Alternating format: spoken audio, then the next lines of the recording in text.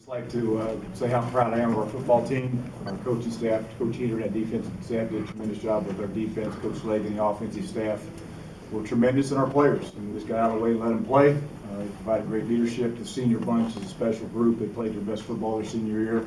That continued out there today. So I'm just so proud of how hard they played in all three phases. And it's a great way to send the seniors out, and it's a great way to carry the momentum over into the off season and into next year. Okay, we'll take questions. Please use the handheld mic if you would.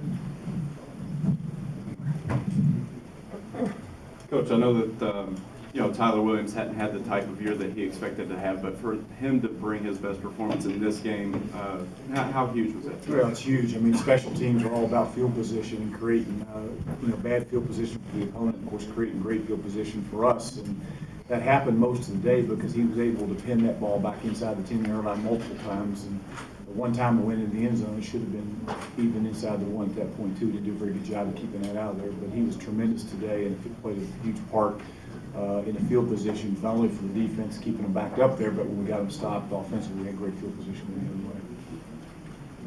the other way. Gave up a 99.5-yard drive that put you behind, and you answered real fast, real decisively. Talk about your team's mindset through all that. Well, I mean, these kids never flinched. I think the one thing I like about this group is, it didn't matter. I mean, the one thing we talked about all week and especially this morning was let's play great. Let's go out and play great. And you know what they did? They weren't concerned about the scoreboard. They weren't concerned about anything other than just playing extremely hard and be able to answer back right there. That was huge. And then, of course, to get the turnovers at the end of the game and seal it was really good. Rakeem, I know that you all had 4th and 1, 4th and 2 a couple times in that third quarter, and then I think it was the 4th and 2 you all punted, and they go on an 8-minute drive. What goes through your head, and how do you sort of keep calm and keep your composure while you see them churn away a 99-yard drive like that? Just stay patient on the sideline and just try to keep the guys motivated and just ready to get back on the field. I told the guys when we get back on the field again, we got to capitalize. We see they're trying to keep us away from the ball, keep the offense off the field, and we just needed to score every time we touch the ball. Gator, the 3rd and 12 play. First off, were you surprised that they weren't trying to jam you off the line? And second, what did you see on the 3rd and 12, and how big of a play was that in the game as far as a momentum standpoint right there? Well, right before we called the play, Cato said, "Man, you got to win right here, coming to you."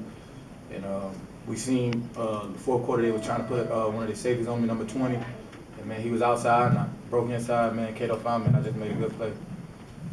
Coach, Gators play today. What do you folks feel that you were able to take advantage of getting the ball over? I think the one thing the Gators been able to do all year has been a mismatch. I mean, when he's out there in space versus a safety or a linebacker, because of his athletic ability, his ball skills, and his route running, they have a hard time matching up. And it just continued today. I mean, there's a reason he's got more touchdown catches than any tight end in America is because he's a tough matchup, and he was a tough matchup again today. And Cato did a great job getting the ball.